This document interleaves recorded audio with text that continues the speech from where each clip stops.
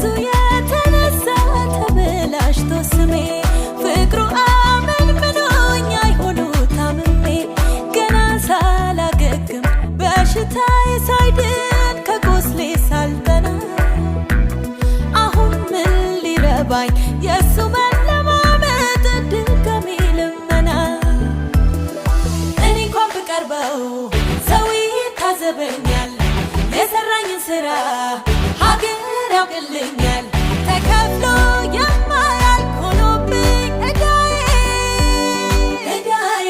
ጨቄ መጣል ቀርቶኝ ባልበላሁት ዳማ በደ ውሃ የሚያጠጣኝ ጓደኛ አጥቼ ዘመድ